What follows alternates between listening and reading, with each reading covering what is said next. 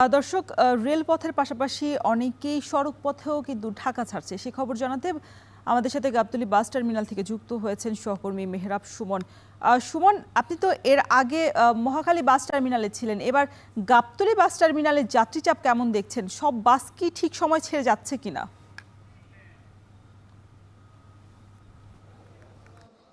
গাবতলীতে এখন পর্যন্ত এ ধরনের কোনো অভিযোগ পাওয়া যায়নি যে বাস দেরি করছে। তবে একটি অভিযোগ মহাখালীতেও যেটি শুনেছি, এখানেও সেটি পাচ্ছি, সেটি হচ্ছে বাড়তি ভাড়া নেওয়ার। অ্যাকচুয়ালি আমাদের দেশের যে সংস্কৃতি, সেখানে কোনো ধরনের অনুষ্ঠান যদি সামনে থাকে, কোনো উপলক্ষ হিসেবে এই শ্রমিক যারা সংগঠন আছে অথবা বাস মালিক যারা আছে, তারা যাত্রীদেরকে কিভাবে যে জিম্মি করে তার উৎকৃষ্ট উদাহরণ হচ্ছে গাবতলী, মহাখালী সহ যে বাস টার্মিনালগুলো আছে সেগুলো।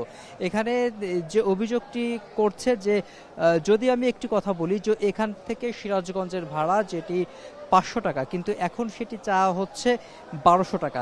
কিন্তু এই যে ওই বাসের যারা এখানে কাউন্টারে বসে আছেন, যে কর্তৃপক্ষ, তারা যেটি বলার চেষ্টা করছে যে রাজশাহীর ভাড়া মূলত হচ্ছে 1200 টাকা, কিন্তু এই এর মাঝে যদি কেউ কোথাও নামতে চায় তাহলে তার পূর্ণাঙ্গ ভাড়া দিয়ে যেতে হবে। কিন্তু এর আগে যখন আমরা জিজ্ঞেস করেছিলাম, যখন আপনারা এই ধরনের কোনো অনুষ্ঠান থাকে না, ঈদ অথবা পূজা যদি না থাকে, তখন কি আপনারা এই ভাড়াটা নেন কিনা, তখন তারা বলছে না, তখন তারা এই ভাড়াটা নেয় না। এখানে আমি কিছুক্ষণ আগেও দেখেছি যে এখানে একজন ম্যাজিস্ট্রেটের নেতৃত্বে এখানে ভ্রাম্যমাণ যে আদালত, সেটি এখানে বসেছে। তারা বিভিন্ন মেয়াদে গাবতলী এবং মহাখালীতে তারা জরিমানা করছে এবং কয়েকটি বাসের রুট পারমিটও তারা ইতোমধ্যে বাতিল করে দিয়েছে। কিন্তু এত সত্ত্বেও এখানে আপনার যে বাড়তি ভাড়া নেওয়ার যে অভিযোগটি, সেটি এখনও যাচ্ছে না।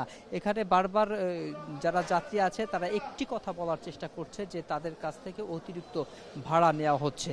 এই ছিল আমার কাছে গাবতলী থেকে সবশেষ তথ্য। সড়কপথে ঈদ যাত্রার খবর জানাতে আমাদের সাথে যুক্ত ছিলেন সহকর্মী মেহরাব সুমন।